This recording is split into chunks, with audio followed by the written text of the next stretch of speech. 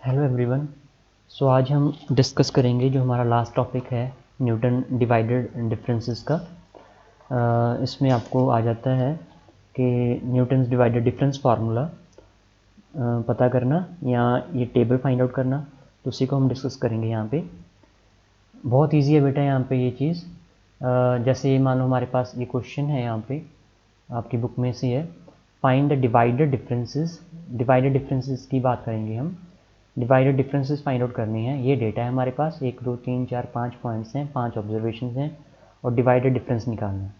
तो जो divided difference होता है, जैसे हमें पता है कि डेल वाई नॉट जो है वो फर्स्ट डिफरेंस है वाई नॉट का, जिसको हम y1 माइनस वाई नॉट लिखते हैं।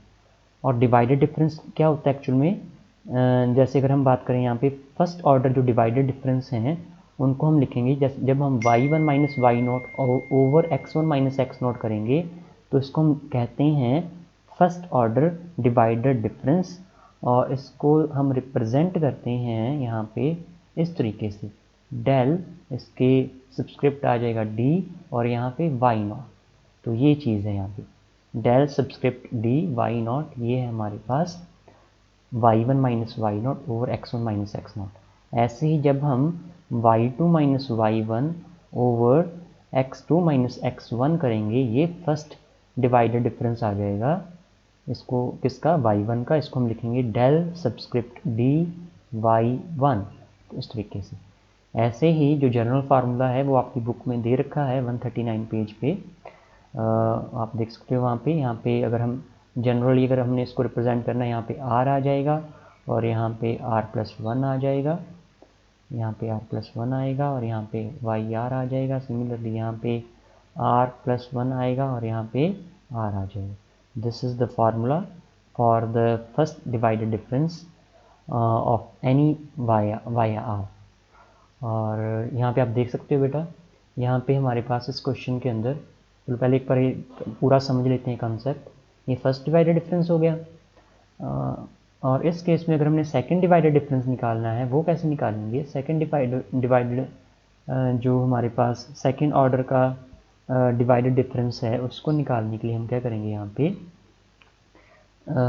पे जैसे हम समझ सकते हैं कि जब हम del second order divided difference निकालना है जैसे वाई नॉट का, तो उसके लिए क्या करेंगे?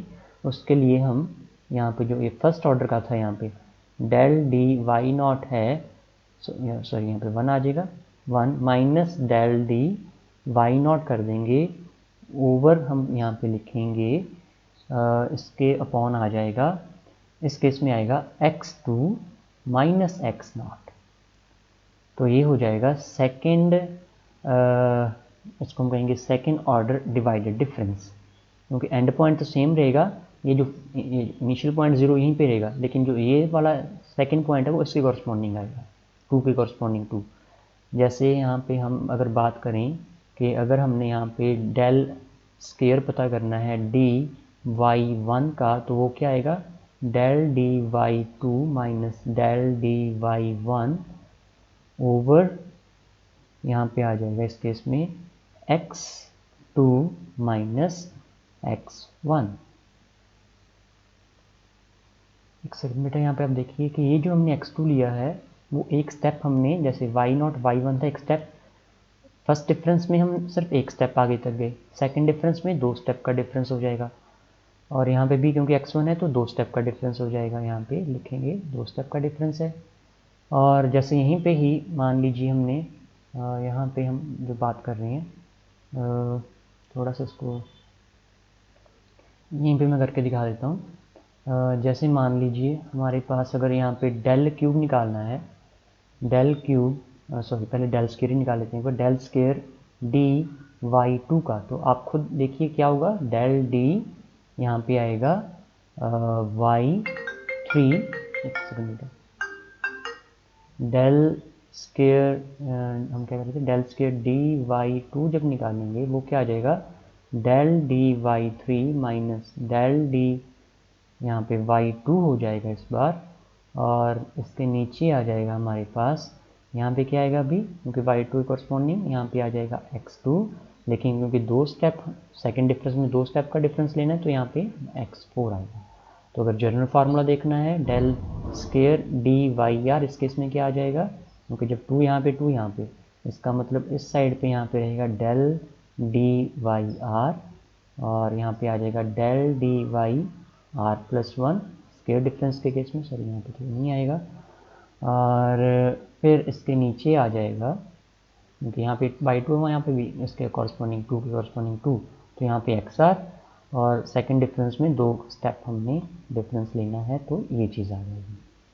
सिमिलरली जब हम क्यूब के लिए जाएंगे, जैसे अब हम डेल क्यूब पे जाएंगे, डेल क्यूब वाई नॉट जैसे हम निकालना है, उसके लिए क्या करेंगे, उसके लिए हम यहाँ पे डेल क्यूब के लिए आप देख सकते हो यहाँ पे, इसके लिए हमारे पास डेल जो है यहाँ पे del square y one minus del square d y not हो जाएगा, लेकिन जब क्यूब है तो नीचे 3 का डिफरेंस आएगा, मतलब पहले क्या आ रहा था यहाँ पे स्केयर के लिए x2 2 का डिफरेंस, यहाँ पे 3 का डिफरेंस आ जाएगा।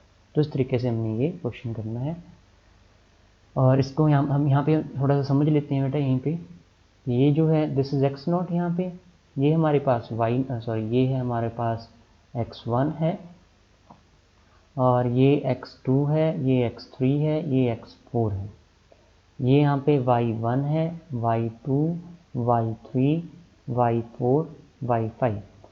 तो फर्स्ट डिफरेंस कैसे आएगा, ये हमारे पास यहाँ पे लिखा हुआ है। फर्स्ट डिफरेंस के लिए जो फर्स्ट ऑर्डर डिवाइडेड डिफरेंस, उसके लिए y1 minus y not over x1 minus x not. So y1 क्या है, y1 ये है, y1 माइनस वाई नॉट ये रहा ओवर x1 विच इज़ -1, यहाँ पे आप देख सकते हैं माइनस एक्स नॉट कितना है, -3, तो 4 आ गया। ऐसे ही जब हमने फर्स्ट ऑर्डर डिवाइडेड डिफरेंस निकालना है, अगर यहाँ पे वाई नॉट था, अगर नॉट की जगह अगर हमने 1 का निकालना है, यहाँ पे जहाँ पे नॉट है वहाँ पे 1 कर दोगे। यहाँ पे आप ये देखिए जनरल फार्मूला हमने यहाँ पे डिस्कस किया था, यहाँ पे अगर 1 लिखेंगे यहाँ पे 1 आ जाएगा, यहाँ पे 2 आ जाएगा, मतलब वाई जब y1 यहाँ पे ये बेसिकली क्या है, this is del square this is del D y not है, और ये क्या है, this is del D y1 है, तो उसके लिए ये वाला फार्मूला लगेगा y2 माइनस वाई, क्योंकि r की वैल्यू 1 है, y2 minus Y over x2 minus x1। तो यही चीज़ आप देख सकते हो, this is nothing but y2, ये y1 है ओवर x2, क्योंकि x2 0 है और ये x1 है, तो ये आ गया हमारे पास। ऐसे जब ये निकालेंगे this is del D Y two होगा, this is del D Y two, आप समझ सकते हो इसको। और डेल डी वाई टू निकालने के लिए यहाँ पे आर की वैल्यू 2 है, तो y3 माइनस वाई टू हो जाएगा। मतलब ये हमारे पास यहाँ पे जो है